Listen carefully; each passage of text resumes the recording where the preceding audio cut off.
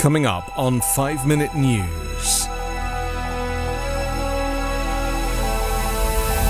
NATO positive but stops short of membership for Ukraine. Trump can be held liable in defamation lawsuit after Justice Department drops immunity. And flooding in Vermont's capital as more than 100 people are rescued. It's Wednesday, July 12. I'm Anthony Davis.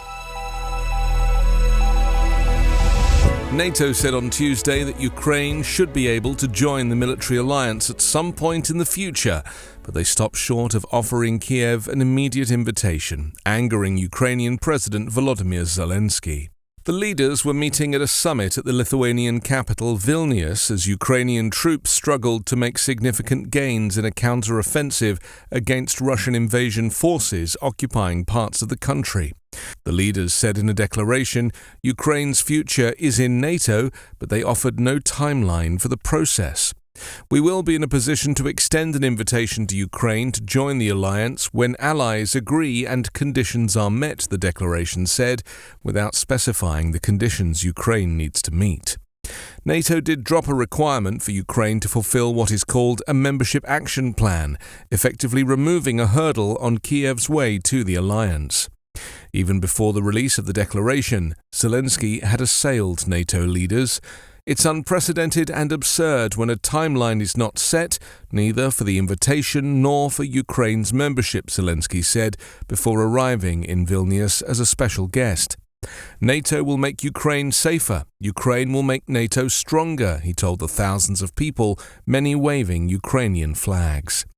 The NATO stance highlighted the divisions among its 31 members over giving a date or a straightforward invitation for Ukraine to join. Kiev has been pushing for a swift entry, bound together with security guarantees, since even before Russia unleashed its invasion in February 2022. Asked about Zelensky's criticism, NATO Secretary-General Jens Stoltenberg told a press conference there has never been a stronger message from NATO at any time, both when it comes to the political message of the path forward for membership and the concrete support from NATO allies. Zelensky did score wins elsewhere, though. French President Emmanuel Macron said Paris would start supplying long-range cruise missiles, following a similar announcement by Britain. Meanwhile, in the U.S., extremist MAGA Republican congressional representative Marjorie Taylor Greene proposed a bill to remove the U.S. from NATO altogether. The Justice Department on Tuesday said that disgraced former President Donald Trump can be held personally liable for remarks he made about a woman who accused him of rape, a reversal of its position that Trump was protected because he was president when he made the remarks.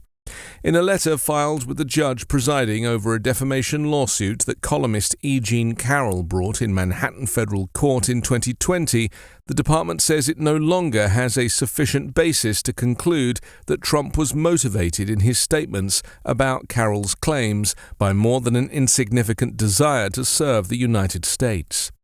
Previously, the department had agreed with Trump's attorney that he was protected from the lawsuit by the Westfall Act, which provides federal employees absolute immunity from lawsuits brought over conduct occurring within the scope of their employment. In the government's letter, U.S. lawyers cited the jury's verdict, Trump's October deposition, and new claims Carroll has since made that Trump defamed her again, with comments he made during a CNN town hall a day after the verdict. The letter gives fresh fuel to Carroll's original defamation lawsuit, which has been delayed by appeals over whether Trump could be held liable for statements he made while president. Carroll's lawyer, Robbie Kaplan, welcomed the DOJ submission, saying it was one of the last obstacles to the lawsuit reaching trial. The lawyers wrote that his counterclaim was nothing more than his latest effort to spin his loss at trial. They said the sexual abuse Trump was found liable for was equivalent to rape under some criminal statutes and would require him to register for the rest of his life as a sex offender if it had been a criminal claim. A storm that dumped up to 2 months of rain in 2 days in Vermont and other parts of the northeast brought more flooding yesterday to communities marooned by water, including the state capital, where officials kept watch on a dam just upstream. There were signs of hope in some areas, with floodwaters beginning to recede, and officials began assessing the damage and the scope of the cleanup ahead. The climate change-caused flooding has already caused tens of millions of dollars in damage, officials said, with more to come. If water pours over the dam on the Winooski River that flows through Montpelier, it could surge through downtown blocks where the floods were already waist-high. City officials said yesterday afternoon, however, they'd not seen any significant changes in the water level at the dam, but would continue to monitor it. Montpelier police said just before noon that waters had risen to within a foot of the top of the dam, and that every foot of water goes over the spillway would double the flow into the city. One woman was swept away in New York. There have been no reports of injuries or deaths related to the flooding in Vermont, where swift water rescue teams aided by National Guard helicopter crews have done more than 100 rescues, Vermont Emergency Management said on Tuesday. Dozens of roads and highways were closed, including many along the spine of the Green Mountains, and flash flood warnings and advisories were in effect for much of the state, from the Massachusetts line to Canada.